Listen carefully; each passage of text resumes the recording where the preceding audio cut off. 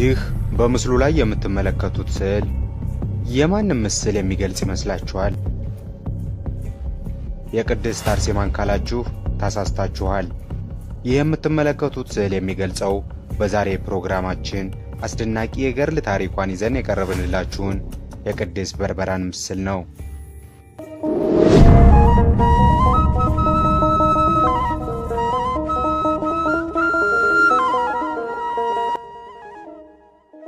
በአንድ ወቅት በታሪክ ታይቶ የማይታወቅ ውበት የነበራት ነገር ግን ከጨካኝ ጣዖት አምላኪ ዘንድ የተወለደች አንድ ወጣት ነበረች። አባቷም ይህችን ወጣት ከሰው ነጥሎ ወጣ ብሎ በተሰራ ሰፊ ቤተ መንግሥት ውስጥ ዘግቶ የጣዖታትን ትምህርት እንድትማር ያስደርጋት ነበር። ነገር ግን ያቺ ወጣት ሰዎች የነገሯትን የጣዖት ትምህርት ለመቀበል አልወደደችም። ይልቁንም በውስጧ ውስጥ የሚጮኸውን የእግዚአብሔር ድምፅ በዝምታ ታዳምጥ ነበር። ቀጥሎ ግን የተፈጠረው ታሪክ ዓለም ለማመን የሚቸገርበት የእምነትን ጥግ የሚያሳይ ድንቅ ክስተት ነበር። ይህች ከጣዖት በቀር ሌላ ነገር እንዳታስብ እና እንዳታይ ተደርጋ ያደገች ወጣት እንዴት የእግዚአብሔርን መንገድ ልትረዳ ፈጣሪዋን መርምራ ልታውቅ ቻለች? በዚህ ታሪክ እንዴት ልጁን ይወድ የነበረ አንድ አባት ልጁን ለመግደል የሚያሳድድ ጨካኝ ገዳይ እንደሆነ፣ እንዴት አንድ ሴት በምቾትና በድሎት መኖርን ጥላ የጌታችን የኢየሱስ ክርስቶስን የሥቃይ መስቀል ልትቀበል የምትሮጥ ልጅ ልትሆን እንደቻለች እንመለከታለን።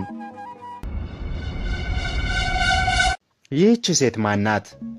በሥቃይና ጽኑ መከራ እያጸኑባት በእሳት የከተቷት፣ ጡቶቿን የቆረጧት፣ እርሷ ግን የጸናው እምነቷን ሥቃይ በጨመረ ቁጥር የምትጨምር ያች ሴት ሰማዕቷ ቅድስት በርበራ ነበረች። በዚያ ክፉ ዘመን የነበረች ሰማዕት ለምን በገዛ አባቷ እጅ ያ ሁሉ ሥቃይ ደረሰባት? ያች በቤተ መንግሥት ከሰው ርቃ የምትኖር ብላቴና እንዴት ስለ ክርስቶስ አወቀች? ይህን ታሪክ በትዕግሥት እስከ መጨረሻው ብትከታተሉ የጽናትን ጥግ፣ የሰማዕትነትን ታላቅነት፣ የክርስቶስን ፍቅር በዚህ በአንድ የገድል ታሪክ ትማሩበታላችሁ። ዛሬ ስለ ቅድስት በርበራና ስለ ጓደኛዋ ስለ ዮልያና አስገራሚ ታሪክ እናያለን። ቻናሉን ሰብስክራይብ በማድረግ ታሪኩን መከታተል ይጀምሩ። ወወልድ ወመንፈስ ቅዱስ አህዱ አምላክ። በመካከለኛው ምስራቅ በታናሿ እስያ በአሁኗ ቱርክ አገር አዝሚት ተብላ በምትጠራው ጥንታዊ ከተማ በ220 ዓመተ ምህረት አካባቢ ቅድስት በርበራ ተወለደች። የስሟ ትርጓሜም ልዩ፣ አዲስ ነገር፣ ውብ፣ በአምላክ የተመረጠች ማለት ነው። ወላጅ አባቷ ታዋቂ እጅግም ባለጠጋ ሲሆን በከተማው የነበረ የገዢው ሹምም ነበር። አባቷም መክስሚያኖስ ለሚባል ጨካኝ ንጉሥ የወታደሮች አዛዥ ሆኖ ያገለግል ነበር። ይህ ሰውም ከልጅነቱ ጀምሮ ጣዖትን በጥልቀት ስሜት ያመልክ ስለነበር በዘመኑ የክርስቲያኖችን ቁጥር እየጨመረና እየበዛ በመምጣቱ ክርስቲያኖችን አጥብቆ ይጠላ ነበር። ቅድስት በርበራ እናቷ በ3 ዓመቷ በሞት ከተለየቻት ወዲህ ብዙውን ጊዜ የምትኖረው ብቻዋን ነበር። በዚያም ጊዜ ብዙ ክርስቲያኖች በግፍ ይገደሉ ነበር። በዚህም ምክንያት ልጁ ቅድስት በርበራ አባቷ ይህን ታሰቃቂ የሆነውን ጥፋት ስታይ መንፈሷ እንዳይታወክ በሚል ሐሳብ እንዳትጎዳበት ፈራ። ከከተማም ወጣ ባለ ስፍራ መጠነ ሰፊ ውብ የሆነ ሕንፃ ለመኖሪያ የሚሆን ቤት አሰርቶላት በዚያ በሰገነት ከልጁ ጋር መኖር ጀመረ። ቅድስት በርበራም በዚህ ስፍራ ክፉና አደገኛ የሆነ ችግር፣ በሽታና ጠላት ሳይደርስባት በሰላም ተጠብቃ ትኖር ነበር። ብጽዕት ቅድስት በርበራ የምትኖርበት ስፍራ በጣም መጠነ ሰፊ የተንጣለለ ቦታ ላይ ሲሆን መኖሪያ ቤቱም ማንም ሰው ሊያያት እና ሊደርስባት የማይችል ብቻዋን ትኖር ዘንድ ተደርጎ የተሰራ ነበር። አባቷም በጣም ባለጸጋ ስለነበር ከጓደኞቿ ከሌሎች ልጃገረዶች ጋር የምትገናኘው በእረፍት ጊዜዋ ጥቂት ሰዓታቶችን ብቻ ነበር። ከዚህም በተጨማሪ ያለችበት ዘመን በይበልጥ እንዲታወቅ በዘመኑ እንደነበሩ ታዋቂ ሴቶች እንድትሆን ስለሚፈልግ ጣዖት አምላኪ የሆነ የግል አስተማሪ ቀጥሮላታል። ቅድስት በርበራ ግን ብልህና አስተዋይ ስለነበረች በተደጋጋሚ ስለምትኖርበት ስለ ግዙፉ ዓለምና በሰማይ ስላለው ውብ ስለሆነው ስነት ፍጥረታት፣ ፀሐይ፣ ጨረቃ፣ ከዋክብት አፈጣጠር ጣዖት አምላኪ የሆነውን አስተማሪዋን ትጠይቀው ነበር። እጅግ ድንቅና መጠነ ሰፊ የሆነውን ምድርና በውስጡ ያሉት ወንዞች፣ ውቅያኖሶችና ምንጮች፣ በሰማይ የሚያበሩ አዕዋፋት ሁሉ የፈጠራቸው ማን ነው እያለች ራሷን ለራሷ በመጠየቅ ለጥያቄዎቿ መልስን ለማግኘት ይበልጥ ሊያስረዳት የሚችል ሰውን ትሻ ነበር። ጣዖት አምላኪ ከሆነው አስተማሪዋ የምትሰማቸው መልሶች በቂ ባለመሆናቸው ለጥያቄዎቿ መልስ አላገኘችም ነበር። የተሰጣትም መልስ አላስደሰታትም ነበር። ለዚህ ሁሉ ፍጥረት አስገኝና ፈጣሪ አለ፣ እሱም ፍጹም ኃያል እግዚአብሔር እንጂ አባቷ ታመልክበት ዘንድ በቤቷ ውስጥ ያስቀመጠው ከድንጋይ የተሠራ ጣዖት አይደለም። ይህም በሕሊናዋ እያሰላሰለች ለብቻዋ ስትነጋገር በዛም ጊዜ አገልጋዩዋ ሰማቻት። እንዲህም ብላ ብጽዕት ቅድስት በርበራን ጠየቀቻት። ወዳጄ ሆይ ይህን ዓለም የፈጠረው የምናመልከው ጣዖታችን ነው? በሰው እጅ የተሠራ ጣዖት ይህን ግዙፍ የሆነውን ዓለም እንዴት ሊፈጥር ቻለ? በማለት ይህ ዓለም በጣዖት የመፈጠሩ ጉዳይ አሳማኝ አለመሆኑን በጥርጣሬ የተሞላ ሐሳቧን ገለጸች። እግዚአብሔር አምላክ የራሱ የሆኑትን ቅዱሳን የሚጠራበትና የሚመርጥበት መንገድ እጅግ ብዙ ነው። ስለዚህም እግዚአብሔር ከቤተ ጣዖት አምላኪዎች መካከል እውነትን በመፈለግ የልቧን በር የከፈተችውን ብላቴና ቅድስት በርበራን እግዚአብሔር ለክብሩ መረጠ። በዚህም ምክንያት የክብሩ ተካፋይ ትሆን ዘንድ ጠራት። ቅድስት በርበራን ከሚያገለግሉ ሴቶች መካከል ለአምላኳ ለእግዚአብሔር ታማኝ የሆነች አገልጋይ አንዲት ሴት ነበረች። እርሷም የቅድስት በርበራ አነጋገር ከሰማች በኋላ ያለምንም ፍርሃት በስውር ስለያዘችው የክርስትና ሃይማኖቷ እንዲሁም ክብር ይግባውና ስለ ጌታችንና መድኃኒታችን ስለ ኢየሱስ ክርስቶስ ያላትን እምነትና ፍቅር ከመግለጽና ከመናገር በተጨማሪም የእግዚአብሔርን መንግሥት ሁሉንም አስረዳቻት።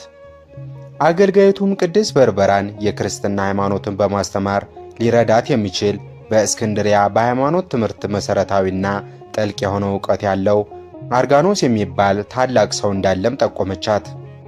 ቅድስት በርበራ አገልጋዩዋ በነገረቻት መሠረት ለዚህ ታላቅ ሰው ጥያቄዎቿን ሁሉ በጽሑፍ ገልጻ ደብዳቤ ላከችለት።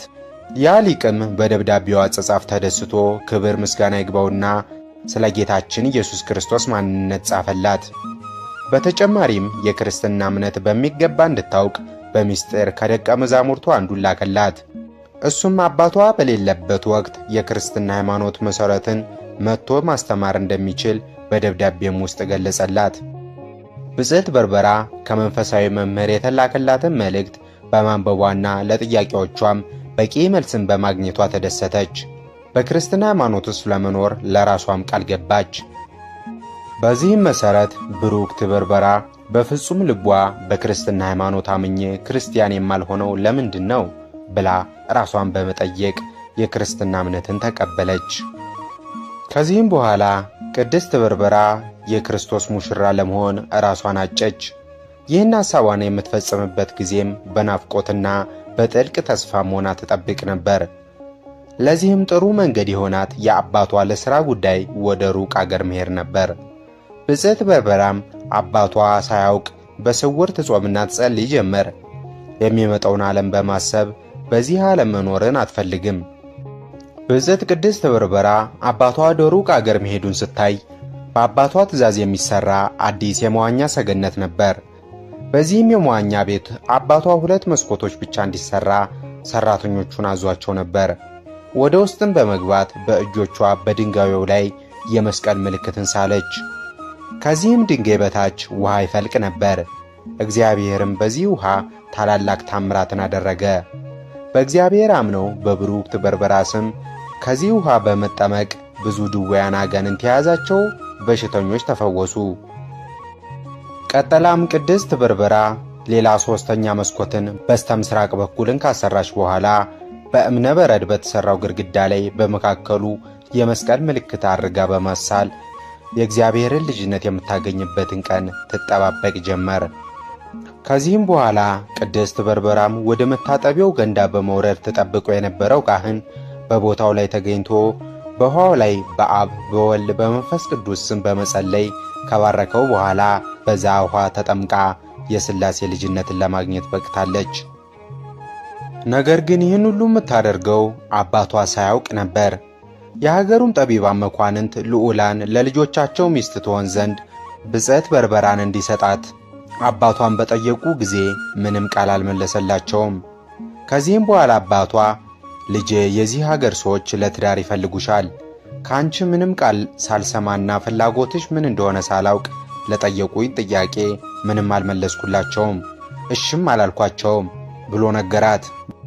ብሩክት ቅድስት በርበራም ይህን ቃል ከአባቷ በሰማች ጊዜ ተቆጥታ በዚህ ዓለም ለመኖር ምንም አይነት ፍላጎት የለኝም ብላ መለሰች። ከዚህም በኋላ አባቷ ለጋብቻ ለጠየቋት ሰዎች ዳግመኛ ይህን ጉዳይ አንታሳብኝ ብላ ነግራኛለች በማለት የጋብቻ ጥያቄያቸው እንዳልተሳካ ነገራቸው። ቀጥላም አባቷ የሚያመልክበትንና ታመልከው ዘንድ ያሰረላትን በክፍሉ የተቀመጡትን ጣዖታቶች እንዲያቃጠሉትና ከፊቷ እንዲያስወግዱ አገልጋዮቿን አዘዘች። በዚህ ጊዜ የእግዚአብሔር መልአክ ቅዱስ ሚካኤል ተገልጾ ከክርስቶስ ጋር አብረሽ ለመኖር ከእርሱም ጋር ለመደሰት ጊዜው አሁን ነው ብሎ ነገራት። ከጊዜያትም በኋላ የንጉሥ የወታደሮች አለቃ የሆነው አባቷ ወደ ቤቱ ተመለሰ። ልጁ በርበራንም አሰበ። እርሷንም ለማግኘት ከፊት ለፊት ያለውን አዲሱን የመዋኛ ገንዳ አልፎ ወደ ውስጥ ገባ። ወደ እርሷም ዘንድ ሊያት በሄደ ጊዜ ሦስተኛ መስኮትን ተመለከተ። አዲስ ከተሠራው መስኮት ጋር 3 መስኮቶች የግድግዳው ላይ የተሠራውን የቅዱስ መስቀሉን ምልክት በሚያይበት ጊዜ በግንቡ ደረጃ ላይ ቆሞ ሠራተኞችን 2 መስኮቶችን እንድትሠሩ ነበር ያዘዝኳችሁ፣ 3ቱ መስኮት የጨመራችሁት ለምንድን ነው አላቸው። በዚህም ጊዜ እነርሱም 1 መስኮት ጨምረን እንድንሠራ ያዘዘችን ልጅህ በርበራ ናት አሉት። ከዚህም በኋላ አባቷ ወደ እርሷ ዘንድ በመግባት እርሱም እንዲህ ብሎ ልጁን ጠየቃት። 3ኛውን መስኮት እንዲሠሩ ያዘዝሽው አንቺ ነሽን? ልጁ ቅድስት በርበራም አዎን አባቴ፣ 3ኛዋ መስኮት ለሰው ሁሉ ታበራለች ብላ መለሰችለት። በዚያም ጊዜ ልጁ በርበራ እንዲህ ብላ መለሰች፣ እነዚህ 3 መስኮቶች ምልክታቸው ልዩ 3 በሆኑ የቅድስት ሥላሴ ምሳሌዎች ናቸው ስትል መለሰችለት። በዚህም ጊዜ አባቷም የልጁን የእምነት ጽናት ባየ ጊዜ መልኩ ተለወጠ፣ ፊቱም በንዴት ነጣ፣ ቁጣውንም መመለስ አልቻለም። በዚህም ጊዜ ሰይፉን መዘዘ፣ ይገድላትም ዘንድ ወደደ። ነገር ግን በዚህ ጊዜ ቅድስት በርበራ ግን እውነተኛ አምላክ በሆነው በእግዚአብሔር ኃይል በመታገዝና በመበረታታት ለሰማያዊው መንግሥት ክብር ምስጋና ይግባውና ለጌታችን ለኢየሱስ ክርስቶስ ራሷን እንዳጨች ለአባቷ ሳትፈራ በድፍረት ተናገረች። አባቷም የተናገረችውን ቃል ስላልገባው ምን ለማለት እንደፈለገች በድጋሚ እንድታብራራ በቁጣ ቃል ተናገራት። ከዚህም በኋላ ለአባቷ በጽኑ ድፍረት እኔ ክርስቲያን ነኝ በማለት የክርስትና እምነት እንደተቀበለች ክርስቲያን መሆኗን ገለጠች። በዚህም ወቅት አባቷ እምነቷን እንድትተውና እርሱም ወደሚያመልከው አምልኮ ጣዖት እንድትመለስ ለማስገደድ ቢሞክርም የክርስትና እምነት እንደማትተው ተረዳ። ከ3 ሚሊዮን ብር እስከ 5 ሚሊዮን ብር ልዩ ቅናሽ የተደረገላቸው ቤቶች እንደሚታወቀው በሳር ቤት በአዋሬ እንዲሁም በፒያሳ ቤቶችን ሽጠን በመጨረሳችን የተወሰኑ ቤቶች የቀሩ መሆኑ ይታወቃል። አሁን ደግሞ በ5 ሚሊዮን ብር ሙሉ ክፍያ በመሃል ሜክሲኮ ቡልጋሪያ ኮምፓውንድ አፓርትመንት ከባለ 1 መኝታ 69 ካሬ እስከ ባለ 3 መኝታ 145 ካሬ በ20% ቅድመ ክፍያ ወይም 100% ለሚከፍሉ ደንበኞቻችን 30% እውነተኛ ቅናሽ ያለምንም ተጨማሪ ወለድ ለሽያጭ አቅርበናል። ባለ 1 መኝታ በ5.5 ሚሊዮን ብር፣ ባለ 2 መኝታ በ6.6 ሚሊዮን ብር እና ባለ 3 መኝታ በ7.7 ሚሊዮን ብር አጠቃላይ ክፍያ እነዚህን ቤቶች የራሳችሁ ማድረግ ትችላላችሁ። በተጨማሪም የንግድ ሱቆችን ከ16 ካሬ ጀምሮ በ900 ሺህ ቅድመ ክፍያ ብቻ የግሎ ያድርጉ። ለበለጠ መረጃ ከታች ባለው ስልክ ቁጥር ይደውልልን። ቴምር ፕሮፐርቲስ የህልሞ ማረፊያ።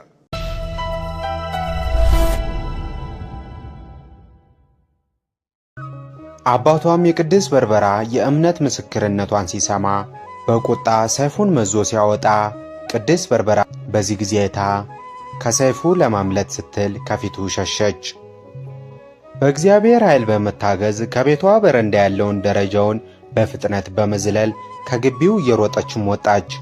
ታዲያ በዚህ ጊዜ ከፊት ለፊቷ ያለው ድንጋይ አምላኳ እግዚአብሔር ያኔ እስራኤላውያንን ከፈርዖን እጅ ያድን ዘንድ የኤርትራን ባህር ለመክፈል እንዳሻገራቸው በድንቅ ታምራቱ ለሁለት በመክፈል አሳለፋት። በውስጡም ተሰወረች። በእግዚአብሔር ጥበብ ያ ድንጋይ ከተራራው ጫፍም አደረሳት። ያን ጊዜም አባቷ ስለተቆጣ ያለ ጊዜው እንዳይገድላትና እንዳይበቀላት ከተራራው ስር ተደበቀች። አባቷም በጊዜው ገዢ ስለነበር ወታደሮችን ፈልጎ ያመጧት ዘንድ ላካቸው። በዛም ወቅት ብጽዕት ቅድስት በርበራ ስትደበቅ ያዩ ሁለት እረኞች ነበሩና አንደኛው እረኛ የተደበቀችበትን ቦታ ለአባቷ ጠቆመ። ወታደሮቹን በታዘዙት መሠረት ቅድስቲቷን ከተደበቀችበት ተራራ ይዘዋት ወደ አባቷ ዘንድ ወሰዷት። በዚህም ጊዜ እየጸለየች በምትሄድበት ወቅት ወታደሮች ቃሏን ሳይሰሙ ለአባቷ አሳልፈው ለመስጠት በጥፊ እየመቷት በእግራቸው እየረገጧት ፀጉሯን በመያዝ መሬት ላይ እየጎተቱ ወሰዷት። ከልዩ ልዩ ስቃይ በኋላም በምድር ቤት በጨለማ ስፍራ በገመድ አስሮ አስቀመጧት። ያለምንም ምግብና መጠጥ በጨለማው ግዞት ውስጥ ብቻዋን እንድትቀመጥም ጥሏት ሄዱ። ወታደሮቹም ለአባቷ ከተደበቀችበት ተራራ ወርደው እንዳመጧት ነገሩት። ጨካኙ አባቷ ባገኛትም ጊዜ በእስር ቤት ውስጥ አስቀምጧት በላዩዋ ላይ ዘጋባት። ከማንም ጋር እንዳትነጋገር ወታደሮችን እንዲጠብቋትም አዘዘ። ብሩክት ቅድስት በርበራም ክብር ይግባውና ስለ መድኃኒታችን ክርስቶስ ብላ ከመከራው ሁሉ ስለተሳተፈች በመጨረሻም በግዞት ቤት በመታሰሯ ደስተኛ ነች። ስለ ስሙ ስትል መከራ የተቀበለችለት አምላኳም አልተዋትም። በሚቀጥሉት መከራዎች እንደሚረዳትና እንደማይለያትም ለመግለጽ ይረዳትና ያረጋጋት ዘንድ መልአኩን ወደ እርሷ ላከ። ነገር ግን ተስፋ ያልቆረጠው አባቷ ወደ ቅድስት በርበራ ካለችበት እየመጣ በጥምቀት ያገኘችውን የእግዚአብሔር ልጅነት የክርስትናን እምነት እንድትተው አጥብቆ ይጠይቃት ነበር። ቅድስት በርበራ ግን በማንኛውም ጊዜ የአባቷን ሐሳብ እንደማትቀበልና አዳኟ በጽኑ ፍቅሩ የወደዳት የዘላለም የማይተዋት ኢየሱስ ክርስቶስ ለጊዜያዊ ደስታ ከንቱ ለሆነው ለሚያልፈው ዓለም እንደማትቀይረው መቼም እንደማትተወው በጽኑ ቃል ትናገር ነበር። ቀጥሎም አባቷ ልጁ እንደማትመለስ ባመነ ጊዜ ጨካኙ አባቷ በንጉሡ ፊት ቀርቦ ጌታዬ ማረኝ ተቸግሬአለሁ አለው። ያ ክፉ ንጉሥም ምን ሆንክ አለው። አባቷም ሴት ልጅ አለችኝ፣ በደለችኝ፣ የክርስቲያኖችም ሕግ ተከተለች፣ በክርስቶስም አመነች፣ አማልክትን ካደች አለው። ንጉሡም ይህን ነገር ከአባቷ በሰማ ጊዜ ሁለት ወታደሮችን ወደ እርሷ ላከ። ወታደሮቹም ቅድስት በርበራ ካለችበት ቤት ደረሱ።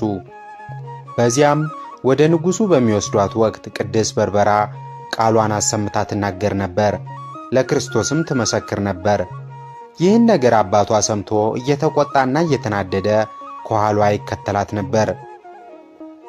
ከዚህም በኋላ አባቷ እጇን አስሮ ወደ መኮንኑ ግቢ ያደረሳት። በዛም ቦታ የሮማውያንን ጣዖት ከማምለክ ከመሞት አንዱን እንድትመርጥ ምርጫ ተሰጣት። በፍጥነትም ቅድስት በርበራ ሞት ለኔ መልካም ነው ብላ መለሰች። በንጉሥ ቤት ከተደላደለ ኑሮ በሕይወት ከመኖር ይልቅ ሞትንም መረጠች። ነገር ግን በንጉሥ ፊት በቀረበች ጊዜ ንጉሡ መልኳን እና ውበቷን ደም ግባቷን አይቶ ወደዳት። ልጄ ሆይ ከቤተ መንግሥት ውጭ ትሆኚ ዘንድ አይገባሽም አላት። አሁን የምነግርሽን ነገር ስሚኝ አላት። ንጽሕት በርበራም የፈቀድከውን ተናገር አለችው።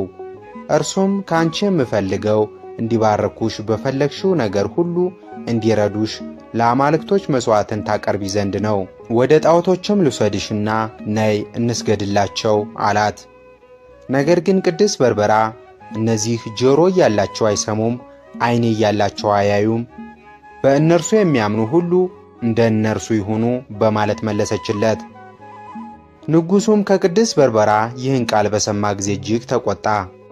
4 ወታደሮችም እንዲይዟትና እንዲደበድቧት አዘዘ። ወታደሮቹም በታዘዙት መሠረት በብረት በትር ራሷን ስታ እስክትወድቅ ድረስ ራሷን መቱ። እሳትም አንድደው በውስጡም ጨመሯት። እግዚአብሔር የሚነደው እሳትም አዳናት። እሳቱም አንዳችም አላቃጠላትም ነበር።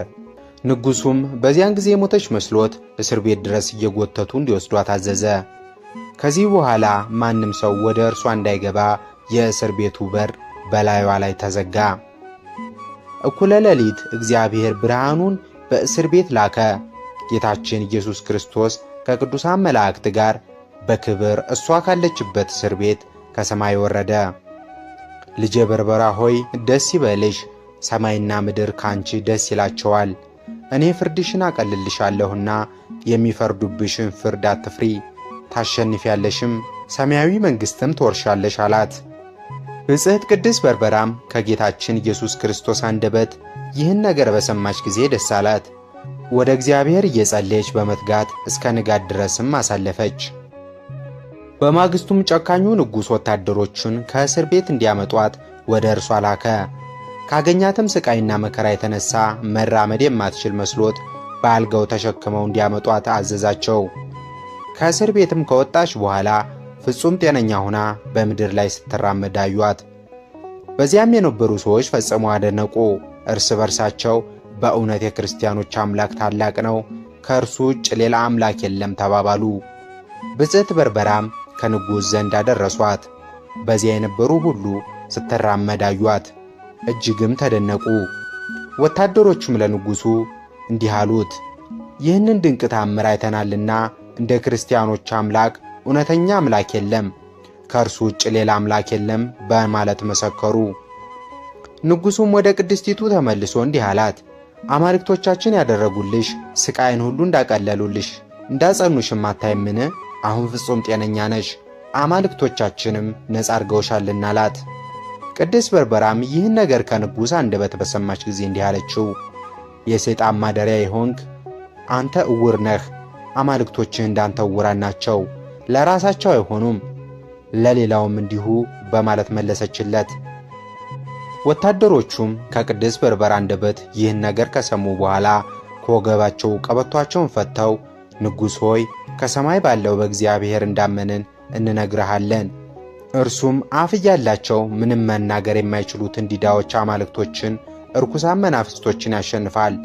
በእውነት ከክርስቲያኖች አምላክ ውጭ ሌላ አምላክ የለም፣ በቅድስት በርበራ አምላክ እናምናለን ሲሉ መለሱለት። ንጉሡም ይህን ነገር በሰማ ጊዜ እጅግ ተቆጣ። በገመድ እግሮቻቸውን አስረው ወደ ውጭ እየጎተቷቸው እንዲወስዷቸውና በዚያም ራሳቸውን እንዲቆርጧቸው አዘዘ። ወታደሮቹም የንጉሥን ትእዛዝ ለመፈጸም ወደ ውጭም አወጧቸው፣ ራሳቸውንም ቆረጧቸው። እነርሱም ከቅዱሳን ሰማዕታት ጋር የክብር አክሊልን የዘላለማዊ ደስታን ወረሱ። ቀጥለውም በዚያ የነበሩ የንጉሥ ወታደሮች እምነቷን እንዳልተወች ባዩ ጊዜ የቤተ መንግሥት ወታደሮች እጅግ ተቆጥተው ልብሷን በመቅደድ ከሰውነቷ ደም እስኪፈስ ድረስ እየመቷት ክብር የሆነው አካሏን በጋለ ብረት እያቃጠሉ ያሰቃዩት ጀመር። በዚያም ጊዜ ቅድስት በርበራ መከራን ትቀበልበት በነበረው እስር ቤት ውስጥ አብራ የታሰረች ቅድስት ዩልያና የምትባል ሴት ነበረች። እሷም ቅድስት በርበራን ትወዳት፣ በእርሷም ላይ የደረሰባትን መከራ ትነግራትና ታጽናናትም ነበር። በዚያ ጨለማ ግዞት ቤት ውስጥ አብረው ሳሉ በእኩለ ሌሊት ለተወሰነ ደቂቃ ሰማያዊ ብርሃን ታየ። በዚያም ጊዜ በብርሃኑ ውስጥ እንዲህ የሚል ድምፅን ቅድስት በርበራ ሰማች። አምላክሽ ኢየሱስ ክርስቶስ ከአንቺ ጋር ነውና አትፍሪ። ከዚህም በኋላ በመከራ ብዛት የቆሰለውንና የደቀቀው ሰውነቷን ያለ አንዳች መድኃኒት ከሰውነቷ ላይ ጠፋ። በዚያም ጊዜ ቅድስት ዩልያናም በቅድስት በርበራ ሰውነት ላይ ከመከራ ብዛት የተነሳ የቆሰለውን የቀድሞ ምልክቷን አይታ ነበርና በመከራም ውስጥ ያሳለፈችውን የእሷን ታላቅ የእምነትና ጽናት ትዕግሥት በማድነቅ ቅድስት በርበራን ስለ ጌታችን ኢየሱስ ክርስቶስ በዚህም መከራ ውስጥ በእምነት እንድጸና ያደረጋት አምላክን አመሰገነች። ቅድስት በርበራ የሰውነቷ ቁስል ድኖ ነበርና በማለዳ ወደ ንጉሡ ዘንድ በወታደሮች ተይዛ ቀረበች። ንጉሡም የዳነውን ሰውነቷን እየተመለከተ አምላካችን ለአንቺ ያደረገውን ጣዖታችንም ፍቅሩን ተመልከቺ፣ ብሎ ሲያናግራት፣ እርሷ ግን በኃይለ ቃል መለሰችለት። በዛም ወቅት በፀጉሯ እንዲጎትቷትና በሹል ብረት ላይ እንዲያቆሟት እንዲሁም በብረት ላይ እንዲያሰቃዩት ወታደሮቹን አዘዘ። ያን ጊዜም ከመከራው ጽናት የተነሳ ከሰውነቷ ብዙ ደም ፈሰሰ። ከተሰቀለችበት ብረት ላይ አውርደው የእጆቿና እግሮቿን ጣቶች በእሳት አቃጠሏት። ከዚህም በተጨማሪ የቅድስት በርበራ ጡቶቿን ሲቆርጡ፣ እሷ ግን አምላኳን ታመሰግን ወደ እርሱም ትጸልይ ነበር። ብጽሕት ቅድስት በርበራ ግን በጨካኞች እጅ የምትቀበለው መከራ ሲያስደነግጣት በእምነት በመጠንከር ትጎለምስ ነበር። ቀጥሎም የንጽሕት በርበራን ልብስ ከላዩዋ እንዲገፉ እንዲሁም በአደባባይ ላይ እንዲሰቅሏት ወታደሮችን አዘዘ።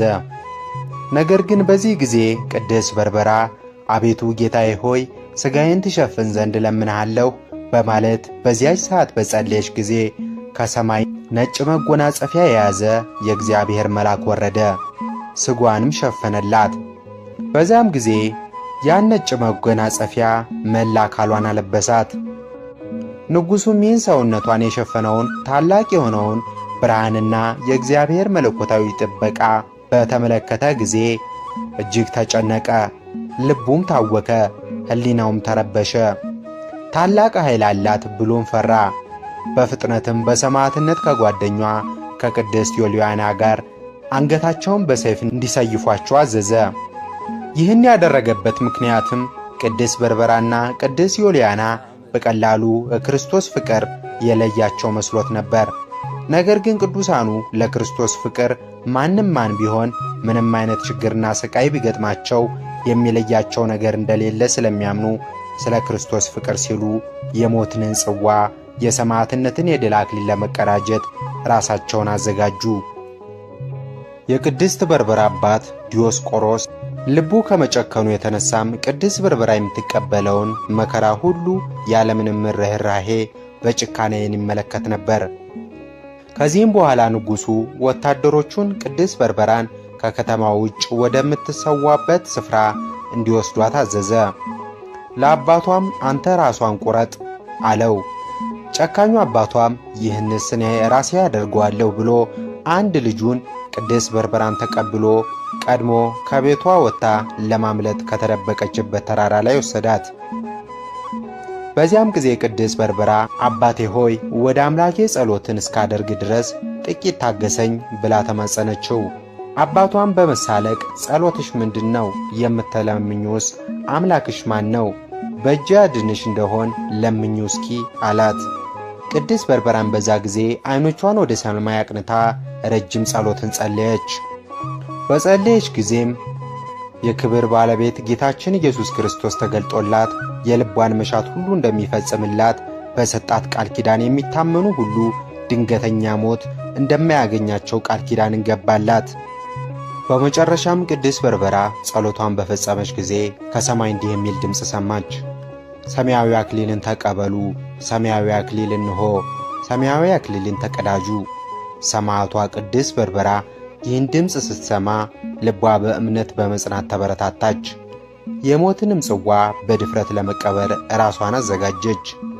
ወደ ሞት አደባባይም እንደ ቅዱሳኑ አበው ሰማዕታት በዝማሬ አምላኳን እያመሰገነች ተጓዘች።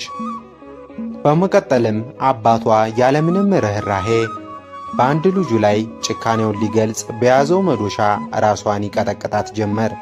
ሰይፉንም በመምዘዝ አንገቷን ሰየፋት።